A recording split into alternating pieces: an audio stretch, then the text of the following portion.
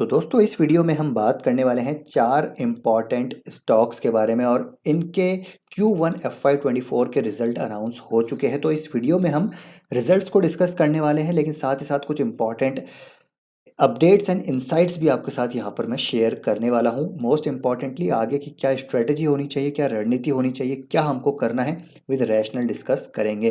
Technical charts पे हम buying levels भी यहाँ पर डिस्कस करने वाले हैं, तो वीडियो को आप बिना स्किप करे पूरा ज़रूर देखिएगा, काफ़ी इंटरेस्टिंग होने वाला है। लेकिन उस पर बढ़ने से पहले देखिए, आज के दिन एक इंपॉर्टेंट वीडियो अपलोड हुआ है जहाँ पर हमने एक शानदार कंपनी को डिस्कस किया है जिसके Q1 FY24 के रिजल्ट आए हैं। रिजल्ट आने के बाद 12 to 14% स्टॉक में हमको आज तेज़ी देखने को मिली।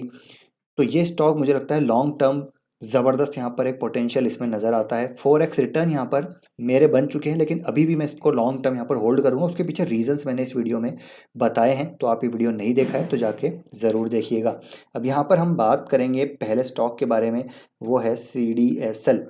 ज़बरदस्त कंपनी है, लॉन्ग टर्म यहाँ पर ग्रोथ स्टोरी बहुत स्ट्रॉन्ग नज़र आती है। कैपिटल मार्केट्स की जो ग्रोथ है इंडिया की, वहाँ पर हमको एक एविडेंट अप ट्रेंड नज़र आता है लॉन्ग टर्म के लिए। तो डेफिनेटली CDSL एक कोर पोर्टफोलियो स्टॉक है।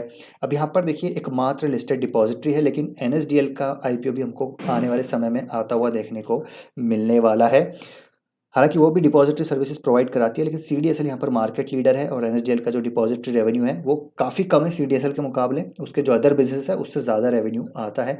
तो अगर आ भी गया NSDL का IPO, मुझे लगता है फिर भी अपर हैंड CDSL के पास यहाँ पर रहने वाला है। अब बात करते हैं रिजल्ट की, तो स्टैंड अलोन बेसिस पे भी आप देख रहे हैं कि पॉजिटिव यहाँ पर हमको नंबर्स आते हुए देखने को मिले हैं। टॉप लाइन बॉटम लाइन में कंसोलिडेटेड बेसिस में भी डबल डिजिट रेवेन्यू ग्रोथ हमको देखने को मिल रही है। तो अच्छे रिजल्ट हैं। आगे आने वाले क्वार्टर्स में और इम्प्रूवमेंट नज़र आ सकती है, क्योंकि मार्केट अब यहाँ से पिकअप करता हुआ नज़र आ रहा है। डीमैट अकाउंट 9 करोड़ से ज़्यादा हो चुके हैं, जो करीब लास्ट मंथ में 8.82 करोड़ थे। अब धीरे धीरे बढ़ते हुए नज़र आ रहे हैं और लॉन्ग टर्म यहाँ पर हमको बढ़ते हुए देखने को मिलेंगे, क्योंकि यंग पॉपुलेशन है, साथ ही साथ उनकी एस्पिरेशंस यहाँ पर डेफिनेटली हायर साइड पे ही रहने वाले हैं। तो डीमैट अकाउंट्स की संख्या बढ़ती हुई देखने को मिलने वाली है। तो डेफिनेटली एक अच्छी कंपनी है, कोर पोर्टफोलियो स्टॉक है।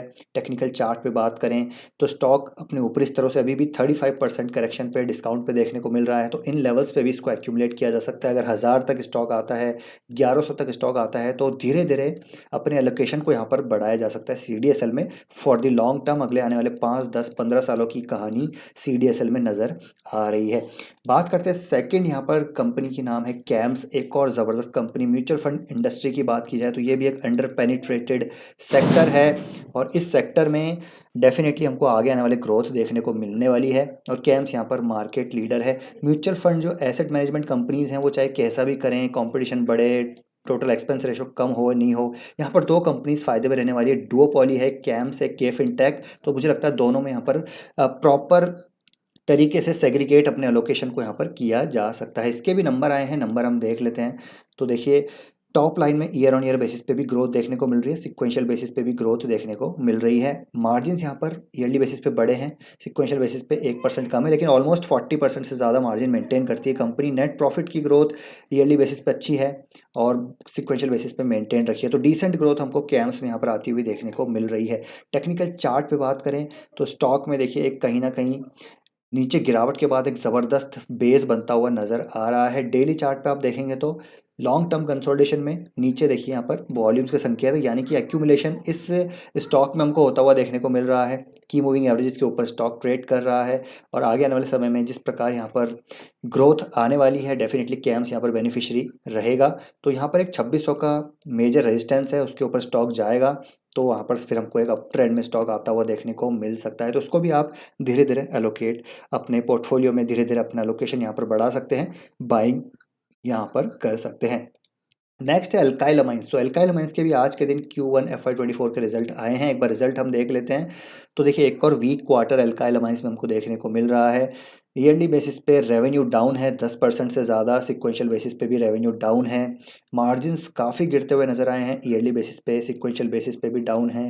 नेट प्रॉफिट में भारी गिरावट देखने को मिल रही है, हालांकि सिक्वेंशियल बेसिस पे थोड़ा सा 1 करोड़ का प्रॉफिट यहाँ पर बढ़ता हुआ नजर आया। तो एक और वीक क्वार्टर अल्काइल अमाइंस यहाँ पर आता हुआ देखने को मिल रहा है। उम्मीद थी कि जिस प्रकार रॉ मटेरियल इन्फ्लेशन कम हुआ है, फ्रेट कॉस्ट कम हुए हैं, ठीक है, यहाँ पर फार्मा सेक्टर में एक तरह से वापस से पिकअप होता हुआ नजर आ रहा है सारी चीज़ें। तो उम्मीद थी कि अल्काइल अमाइंस के अच्छे नंबर आएंगे, लेकिन ऐसा हुआ नहीं। अल्काइल अमाइंस ने एक बार फिर से निराश किया है। अब यहाँ पर अगर मैं एस्टिमेट्स की बात करूँ, एक रिपोर्ट के अनुसार पढ़ूँ, तो प्रॉफिट ज़रूर ड्रॉप हुए हैं, बट एस्टिमेट्स को यहाँ पर मीट किया है। तो कल के दिन देखना पड़ेगा कि इसमें क्या मूवमेंट रहती है स्टॉक की, वो देखना पड़ेगा। लेकिन रिजल्ट तो डेफिनेटली वीक है। तो मैं यहाँ पर समझने की कोशिश कर रहा था कि क्यों यहाँ पर चीज़ें ख़राब हो रही हैं। तो अगेन जो मेन रीज़न समझ में आ रहा है वो दोस्तों यहाँ पर चाइना की एंड जो एक तरह से डंपिंग चल रही है ओवरऑल हर जगह, इंडिया में, बाहर, यूरोप, यूएसए में, वो चीज़ समझ में आ रही है कि यहाँ पर सिर्फ रॉ मटेरियल है, रॉ मटेरियल ही इशू नहीं है। यहाँ पर जो बेसिकली चीज़ें हैं वो कुछ दूसरे लेवल पे ही चल रही है। इट्स नॉट, देखिए मैनेजमेंट ने पिछले कॉन कॉल में भी कहा था कि it's not just the raw material prices but it is also the finish good prices you have to watch, because that's the differential which makes the margins, you know. तो margins यहाँ पर क्यों impact हो रहे हैं, सिर्फ raw material की वजह से ही नहीं हो रही, यहाँ पर फिनिश्ड गुड्स जो है बेसिकली उनकी वजह से भी इम्पैक्ट हो रहे हैं। तो अभी जब इसकी कॉन कॉल होगी मैं यहाँ पर डेफिनेटली अपडेट्स आपके साथ शेयर करूंगा। मैं खुद समझना चाह रहा हूँ कि हो क्या रहा है। हालांकि केमिकल सेक्टर में डेफिनेटली प्रेशर है, लेकिन अल्काइल अमाइंस के साथ यहाँ पर और क्या हो रहा है चीज़ें, वो भी समझने की कोशिश करूंगा और आपको मैं यहाँ पर अपडेट ज़रूर दूंगा। बाकी अल्काइल अमाइंस की बात की जाए तो डाउन ट्रेंड में स्टॉक है। आप देख ही रहे हैं कि यहाँ पर कंप्लीट डाउन ट्रेंड में स्टॉक नज़र आ रहा है। तो जैसे मैंने पहले भी कहा था, पिछले कई क्वार्टर से कहता आ रहा हूँ कि जब तक यहाँ पर क्वार्टर के रिजल्ट में अर्निंग्स को यहाँ पर इंप्रूव नहीं होती, तब तक यहाँ पर कोई बाइंग नहीं करनी है, डाउन ट्रेंड में बाइंग नहीं करनी है। इसको जाने दीजिए जितना नीचे जा रहा है। जब अर्निंग्स में अप ट्रेंड आएगा, स्टॉक में भी उससे पहले अप ट्रेंड आ जाएगा, फिर हम इसको आराम से बाय कर सकते हैं, क्योंकि कंपनी अच्छी है, फंडामेंटल्स अच्छे हैं, मैनेजमेंट अच्छा है, कोई दिक्कत यहाँ पर नज़र नहीं आती। अगर मैं यहाँ पर आपको दिखाना चाहूँ तो देखिए शेयर होल्डिंग पैटर्न में भी एक अच्छी चीज़ नज़र आ रही है कि पिछले 4 क्वार्टर से एफआईज अपने स्टेक को यहाँ पर इंक्रीज़ कर रहे हैं, डीआईज भी अपने स्टेक को पिछले 4 क्वार्टर से इंक्रीज़ कर रहे हैं। तो ये एक पॉजिटिव है।